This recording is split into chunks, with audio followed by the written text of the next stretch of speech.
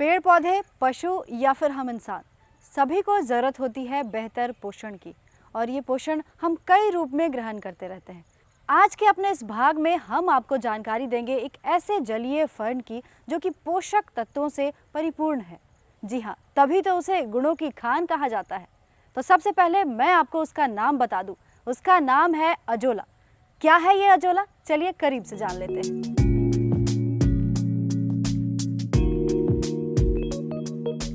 Azolla एक उच्च पोषक मान वाला जलीय फर्न है जिसकी पत्तियों में एनावीना अजोली नाम का नील हरित शैवाल पाया जाता है। अपने पोषक गुणों के कारण अजोला पशुओं के चारे का एक उत्तम विकल्प माना जाता है। कम लागत में बेहतर परिणाम देने वाला ये अजोला बहुत ही कम समय में तैयार होने वाला हरा चारा है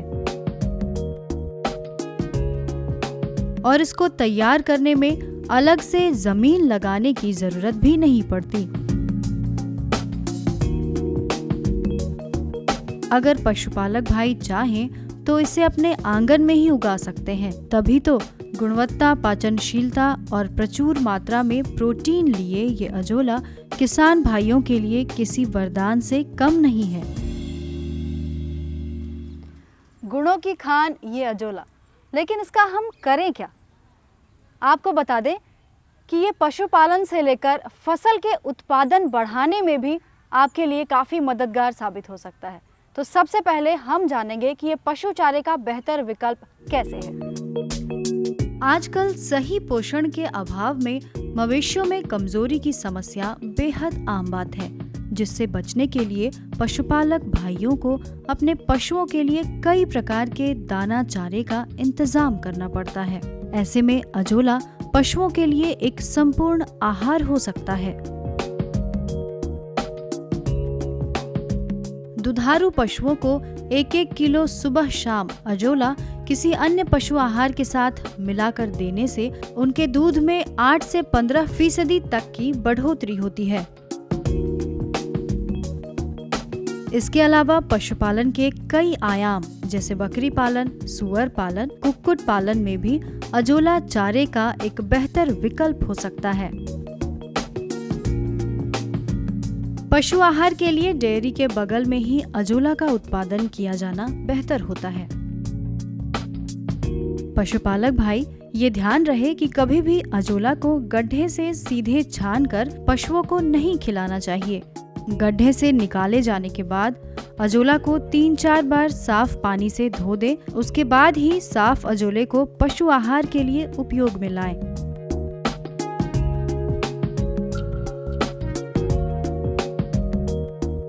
पशु चारे के लिए अजोला उत्पादन करना हो तो गड्ढे की बजाय ईंट की क्यारी या हौद बनाना बेहतर होता है।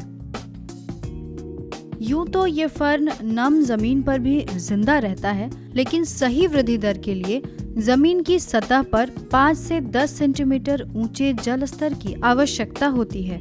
साथ ही 25 डिग्री से 30 डिग्री सेल्सियस तापमान अजोला के उत्पादन के लिए सटीक माना जाता है।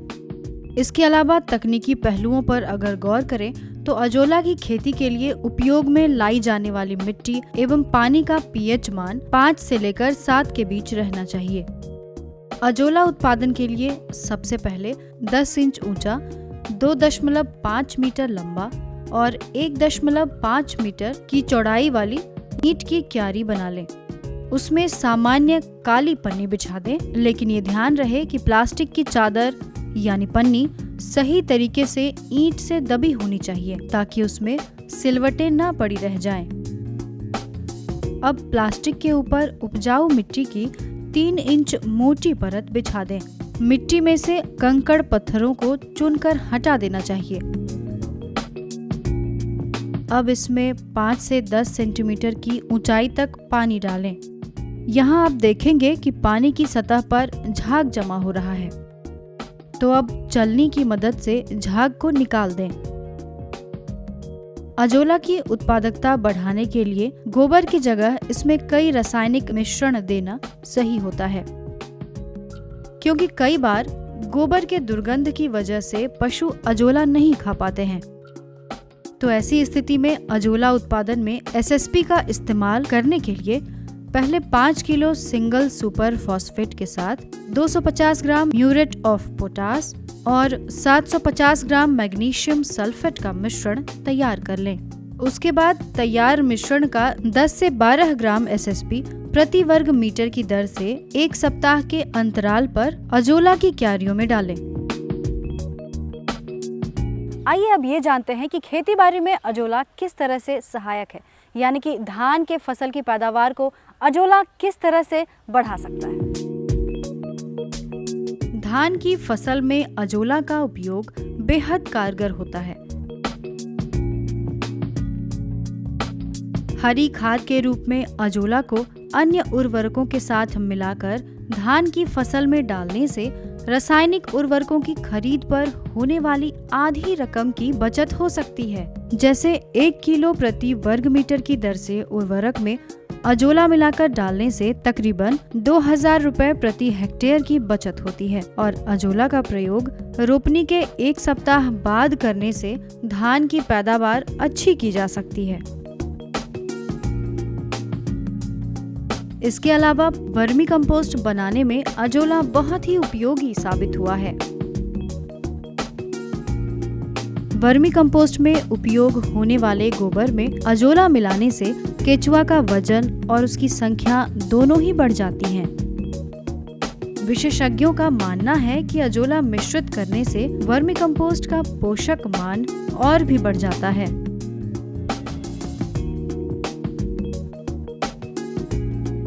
खाद के रूप में अजोला उत्पादन करने के लिए 8 गुणा 5 फीट का गड्ढा बना लें। गड्ढे में प्लास्टिक बिछा दें। उसके बाद प्लास्टिक के ऊपर मिट्टी की एक सतह बनाएं। अब 4 से 5 किलो गोबर को 20 से 25 लीटर पानी में मिलाने के बाद इस घोल को बालू चालने वाली छलनी से छानकर गड्ढे में डाल दें। किसान भाइयों, साथ ही आप ये भी जान लें कि गड्ढे में गोबर का प्रयोग करने से अजोला में कीड़े लगने की समस्या हो सकती है। ऐसी स्थिति में आप कार्बाफ्यूरॉन 3G नामक दवा 2 से 2.5 किलो प्रति हेक्टेयर की दर से प्रयोग करें। गोबर का घोल डालने के बाद गड्ढे में 10 सेंटीमीटर ऊंचाई तक पानी की परत बना दें। अब ये गड्ढा अजोला उत्पादन के लिए पूरी तरह से तैयार हो गया है। अब आप इस गड्ढे में अजोला डाल सकते हैं। अब आपको पानी के ऊपर अजोला की जो हल्की परत तैरती नजर आ रही है, उसके ऊपर पानी का छिड़काव करें ताकि अजोला की जड़ें पूरी तरह व्यवस्थित हो जाएं। 21 दिनों में ही आपकी क्यारी में अजोला की हरी हरी परत तैयार हो जाती है और 1 वर्ग फीट में लगभग 200 से 250 ग्राम अजोला प्राप्त किया जा सकता है। किसान भाइयों, अजोला उत्पादन आप गड्ढे की बजाय सीमेंट की क्यारियां बनाकर भी कर सकते हैं। बरसात के मौसम में अधिक बारिश होने से अजोला के बह जाने का डर रहता है, इसलिए सीमेंट की बनी क्यारियों के मुंह पर जाली लगा दी जाती है या फिर गड्ढों में पुआल लगा दिया जाता है ताकि पानी के बहाव के साथ अजोला बाहर ना आ जाए। प्रकृति का अनुपम उपहार ये अजोला आपके लिए क्यों उपयोगी है, ये तो आपने जान लिया। पशुपालन से लेकर फसल उत्पादन तक में इसका एक बेहतर रोल होता है। साथ ही आपने इसके उत्पादन तकनीक को भी जाना। किसान भाइयों, अजोला की उत्पादकता तापमान और नमी के अनुरूप बढ़ती या घटती है। तो आइए अब हम जानते हैं मृदा वैज्ञानिक डॉक्टर AK झा से कि इसके लिए सटीक तापमान और नमी क्या हो सकते हैं। एक तो पहली बात, अजोला जैसा इसका नाम ही बताता है, एजो और एलायो से मिलकर के बना है। एजो मतलब सूखा, ड्राई, और एलायो मतलब मर जाना। सूखे में इसकी बढ़वार नहीं हो सकती है, पहली बात। और जो बहुत ठंडा है, टेम्परेचर जब 4 डिग्री के नीचे चला जाता है सामान्यतया अपने बिहार की परिस्थिति में जनवरी के महीने में, तो ऐसी स्थिति में इसमें लाल रंग का होने लगता है। यदि कोई अजोला लाल रंग का होने लगे तो वह प्रदर्शित करता है कि यह वातावरण मेरे लिए अनुकूल नहीं है। फिर जब वह वातावरण अनुकूल होगा तो ऐसी स्थिति में पुनः वह लाल से हरा हो जाएगा। दूसरी बात कि जो सूखी हुई गर्मी है वह भी इसके लिए उपयुक्त नहीं होता है। तो सूखी हुई गर्मी में भी यह लाल होने लगता है। कहने का मतलब यह कि यदि इसका टेम्परेचर आपको 25-28 डिग्री के आसपास है तो इसके लिए उपयुक्त होगा। नमी यदि 60% के ऊपर है अच्छी होगी, इवन 85% तक यदि इसमें ह्यूमिडिटी है तो बहुत अच्छी बात है।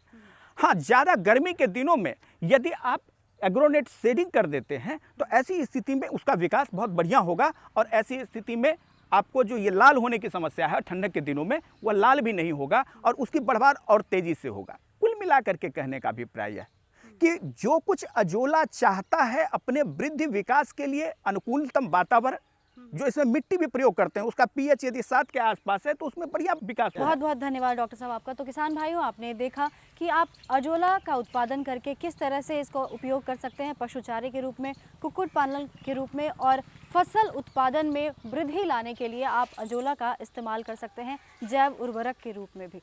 मुझे पूरी उम्मीद है कि आज का हमारा ये भाग आपके लिए बेहद रोचक और जानकारी देने वाला होगा। अगर आपको और भी कोई जानकारी चाहिए, अगर आपके मन में कोई सवाल आ रहा हो तो आप बेझिझक बिहार कृषि विश्वविद्यालय सबौर आकर के विशेषज्ञ से सलाह ले सकते हैं। और हाँ, प्रकृति का ये अनुपम उपहार अजोला आपके लिए बेहतर हो सकता है, इस बात को आप मान लें और इसके उत्पादन को जल्द से जल्द अपनाएं।